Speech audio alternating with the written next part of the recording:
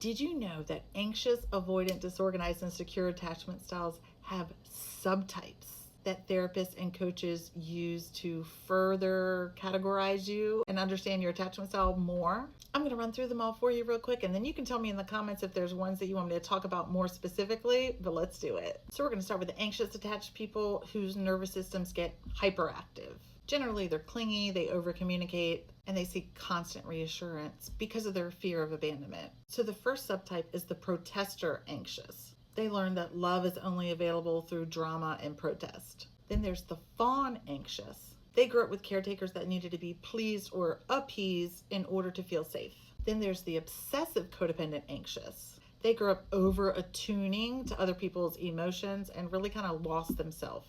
Lastly, there's the righteous anxious. They felt responsible for emotional caretaking and doing relationships perfectly. The stress. Then you have your avoidant attached people. They have a very deactivated nervous system. They're suppressing their needs, they're withdrawing, they're minimizing connection. And they have 5 subtypes. First, there's the shutdown avoidant.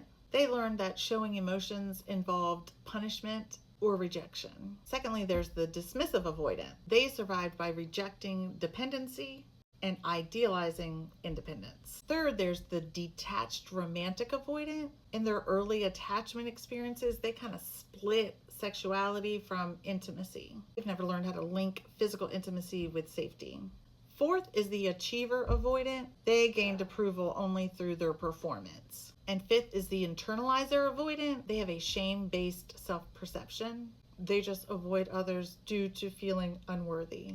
Now we have the disorganized attached or the fearful avoidant. Basically, their caregiver was their source of love and their source of fear, which makes their internal world kind of chaotic. First, we have the fearful avoidant but anxious leaning. They are begging for closeness and then pushing away. They give you emotional whiplash. So they're fearful avoidant, but they lean more anxious. Unlike the second one, which is fearful avoidant, who leans more avoidant. They have an intense fear of engulfment. So they avoid conflict and closeness. So they have some anxious tendencies, but more avoidant ones. Then we have the chaotic disorganized, and these friends are highly likely to have CPTSD. They have a lot of emotional flashbacks, they self-sabotage, and they have a lot of rage cycles. Lastly, we have the neurodivergent disorganized. They have social and sensory overwhelm, plus trauma history. So they have a lot of shutdowns, they have a lot of masking, and they have a lot of confusion around intimacy. And last but not least, there are 3 different subtypes of secure attachment. There's the innate secure person that was lucky to be born into this world with consistent, loving caregivers that validated their feelings.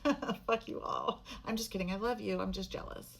Second of all, we have the earned secure attachment style, which is what I'm trying to get. And they end up developing security through therapy, adult healing, or a secure partner. They're always doing their internal work and enforcing their boundaries and their self-reflection. Then there's the secure with insecure traits. So they're mostly regulated and secure, but they have minor flares of old patterns when they're under stress. So I found that so interesting because I'm such a nerd about this stuff. But if you want me to talk about any of them in particular, let me know in the comments.